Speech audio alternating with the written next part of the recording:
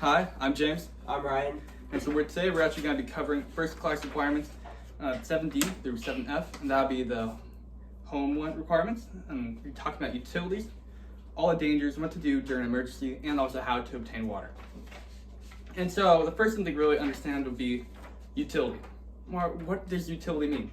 Well, according to the dictionary, that would mean useful.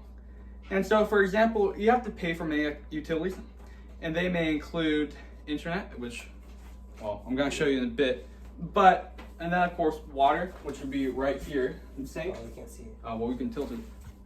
There we go. The sink.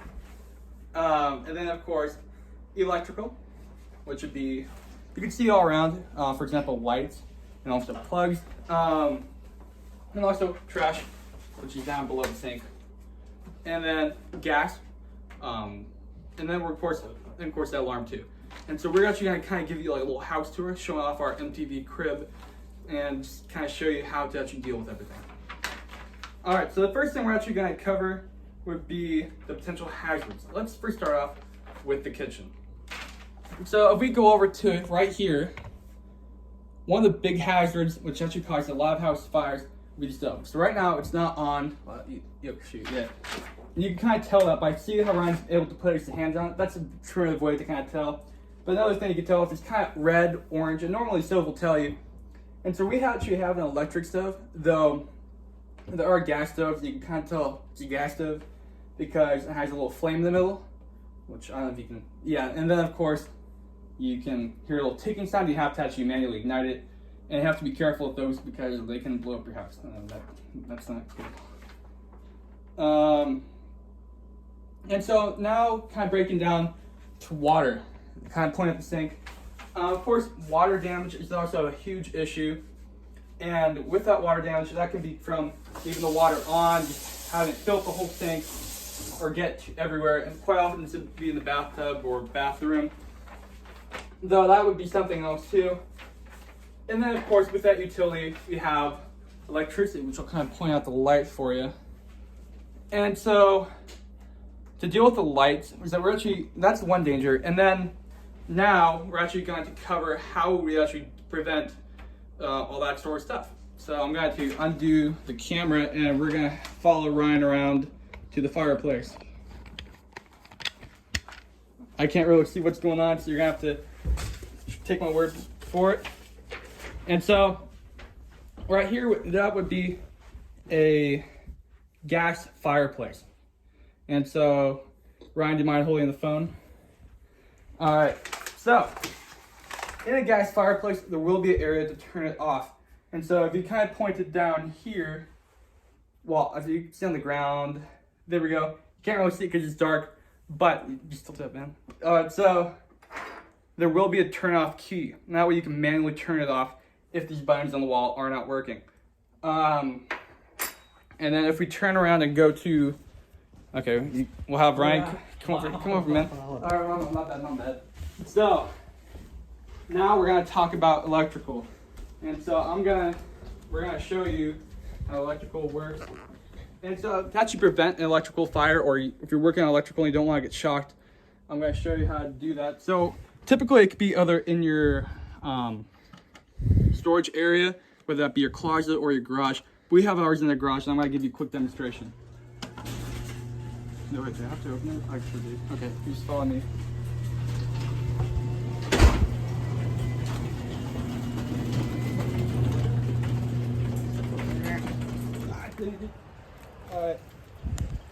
All right, there we go.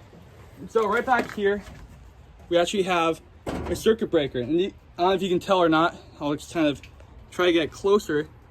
But in the circuit breaker, there are little switches. Can't really see them right now, but they'll all be labeled. It's that way you can turn off electricity in certain areas if you're actually inside the area of the house. You can probably head out that way now to try it. Right now I have socks on, and so does Ryan, and I'm trying not to avoid that. We can probably move it back on the tripod, and we can move around elsewhere. And we're gonna move back to the kitchen. And so we're going to attach it back in the tripod. There we go.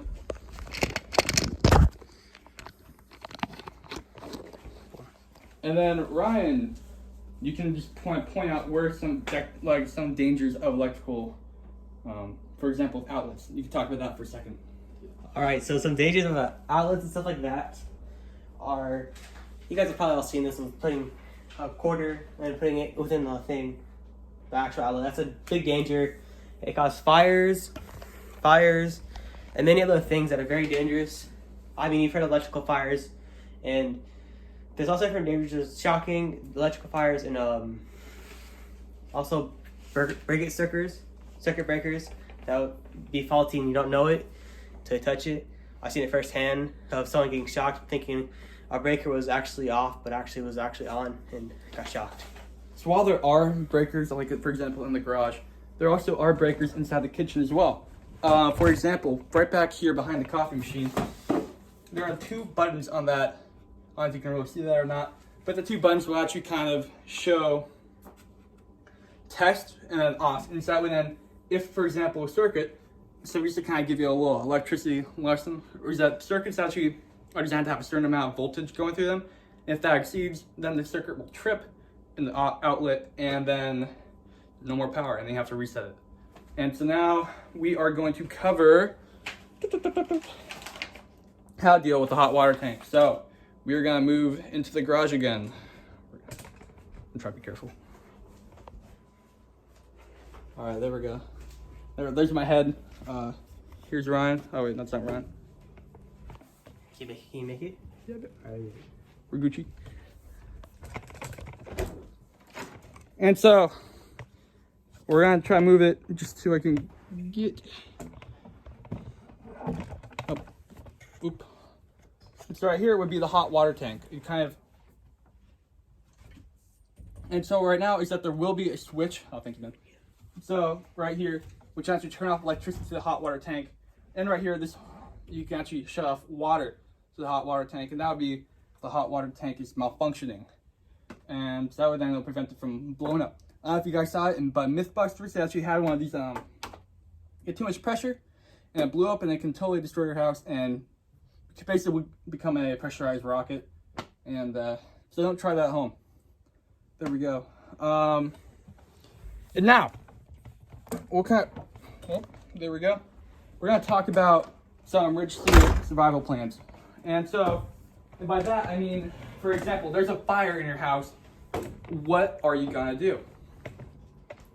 So you can put that down, then you can come over here. So for example, say me and Ryan are just chilling, doing whatever, right? And then you get in front. All right. Say there's a fire. What are we gonna do? Well, you may think, maybe I'll just run outside. But then you're like, how far? Where would we meet up with everyone else? What if it's in the middle of the night? And so what we actually have right here is that, I don't know if you can really see that or not, but basically it says that we're actually gonna meet inside at the right corner of the driveway, and that way then we can actually all meet there no matter what the situation is, and then regroup and either take off or call emergency services or wait till the fire department comes. And now we are going to get to the most interesting part, in my opinion, and that would be how to obtain portable water in an emergency. And so of course, okay, you can boil any water, but is there water inside the house that you can actually use? The answer, yeah. So if we can move over here, I'll get a cup actually.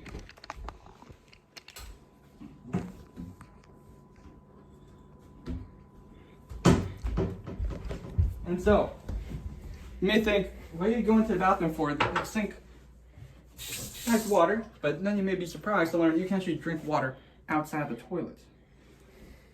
So, and I'm not talking about outside the bowl. You can tilt the camera down a little bit. You're actually going to be getting water out of here. And so I'm going to demonstrate that I trust this water. If I die, you'll know why. I have indeed water from here. I'm going to drink it. Yummy. I'm sure this is pretty good, man. I don't know. Yeah. So that's me drinking toilet water. But you can actually do that. And then after that, normally by the road, there will be a water turnoff. And then actually, Ryan, you can get your shoes on. We're actually going to demonstrate that real quick.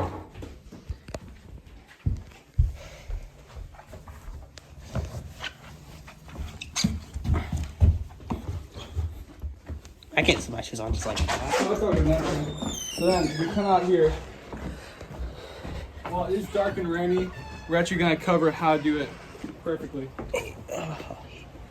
Here. Flashlight. All right, flashlight. There we go. Oh, I like the background. What do we? Okay, yeah. You don't have to lock it. You could just sweat Yeah, down. there we go. So we actually have a flashlight. We're gonna show you. It's cold. Yeah, I know, man.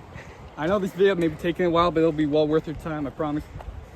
And so right here in everyone's driveway, there will be called a water meter. And you would pull that up. I'm having trouble right now. And so down here, see how your water is regulated. And then right there, I don't want to move that, but there will be a little switch valve.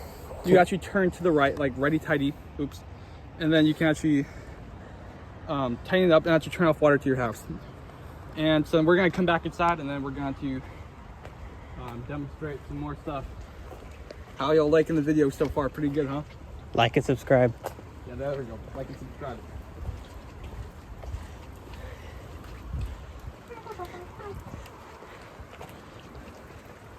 And so, we're going to then cover